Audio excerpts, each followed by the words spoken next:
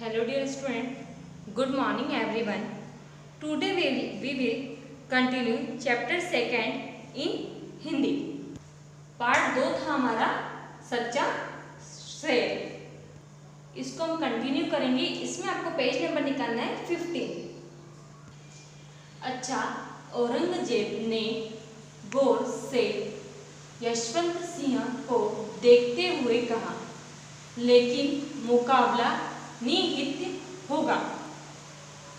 निहत्य का अर्थ होता है शस्त्रहीन, जिसके पास हथियार न हो. औरंगजेब यशवंत सिंह से कह रहा है कि मुकाबला बिना हथियार के होगा. राजपूत मुकाबला हमेशा बराबरी वाले से ही करते हैं. इसलिए जब शेर निहत्था होगा तो सिंह के पास किस प्रकार का अस्त्र शस्त्र के होने का सवाल ही नहीं उठता. अगर सिंह हार गया तो आप मेरा सर कलम करवा दीजिएगा.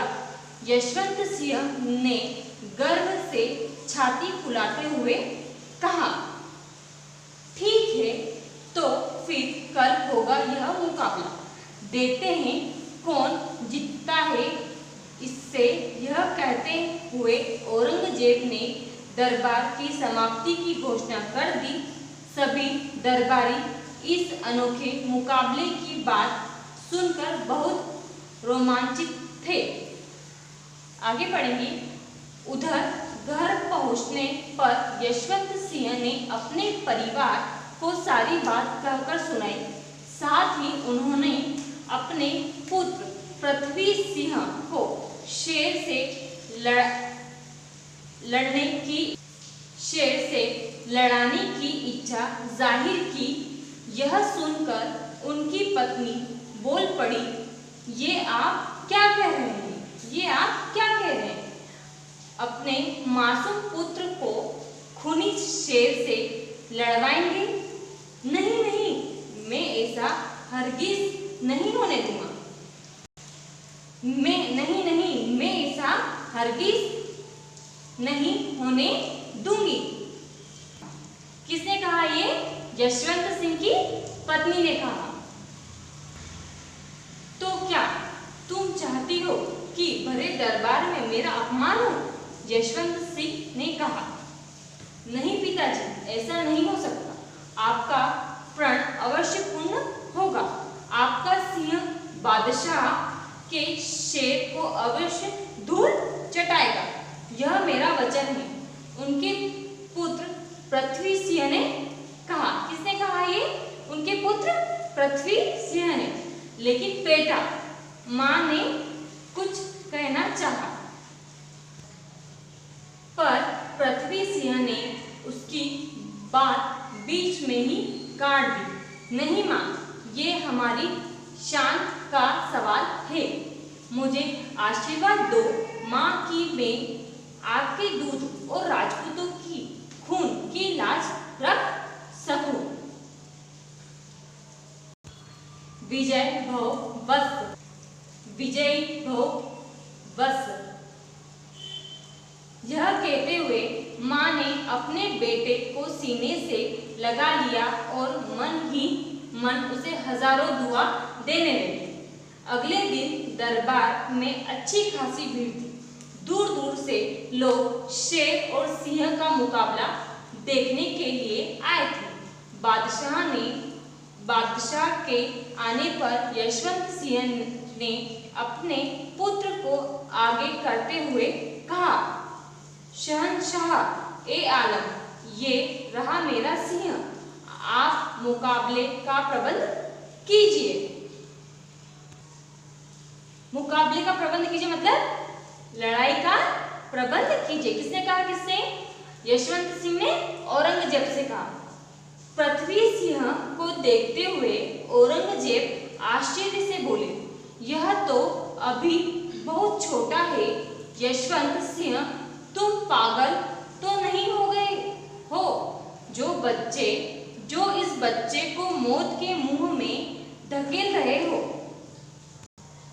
किसने कही ये बात? औरंगजेब ने यशवंत सिंह से कही कि तुम पागल तो नहीं हो गए हो जो इस बच्चे को मौत के मुंह में धकेल रहे हो। देखो फिर आगे यशवंत सिंह ने क्या कहा? यशवंत सिंह ने अपना सीना फुलाते हुए कहा, आप यकीन रखिए ये राजपूत का बेटा है और छोटे से छोटा राजपूत भी किसी शेर से कम नहीं होता। ठीक है, मुकाबला शुरू किया जाए। बादशाह ने आज्ञा दे दी। कुछ ही क्षणों में दरबार में शेर हाजिर कर दिया गया। पिंजरे का दरवाजा खोला गया। शेर ने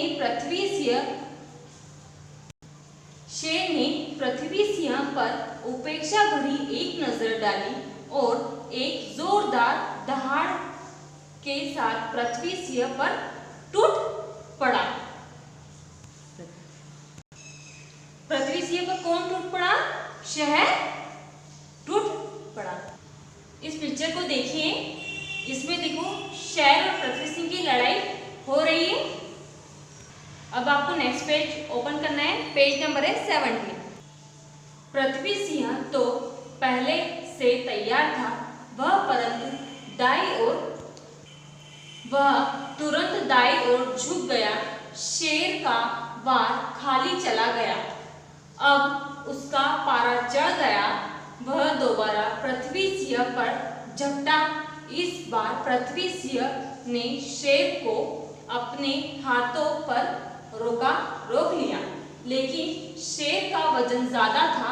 वह जमीन पर गिर पड़ा। शेर का पिंजरा उसके शेर का पंजा उसके दाएं गाल पर लगा और वहां से खून की धारा फूट पड़ी। लोगों की सांसें थम गई। पृथ्वी सिंह ने उठकर अपने दोनों हाथों से शेर के जबड़े पकड़ लिए और पूरी ताकत लगाकर उन्हें चीर दिया। अभी वैसे मैंने आपको पिक्चर में बताया था बच्चों कि पृथ्वी सिंह ने शेर के जबड़े को पकड़ लिया और पूरी ताकत से चीर दिया। शेर बुरी तरह से कराह उठा, लेकिन शेर ने भी हार नहीं मानी। उसने अपने पंजों को जमाया और पृथ्वी सिंह पर धावा बोल दिया, पर वह सावधानी से एक ओर हट गया। उसने फुर्ती से शेर के पिछले पंजों को खुद हाथों से जकड़ लिया। शेर ने बहुत कोशिश की लेकिन वह खुद को छुड़ा नहीं सका। देखते ही देखते शेर की दोनों जांघें बीच से दो भागों में बढ़ गई। सारा दरबार तालियों से गूंज उठा। यह एक अभूतपूर्व दृश्य था। यशवंत सिंह ने लगभग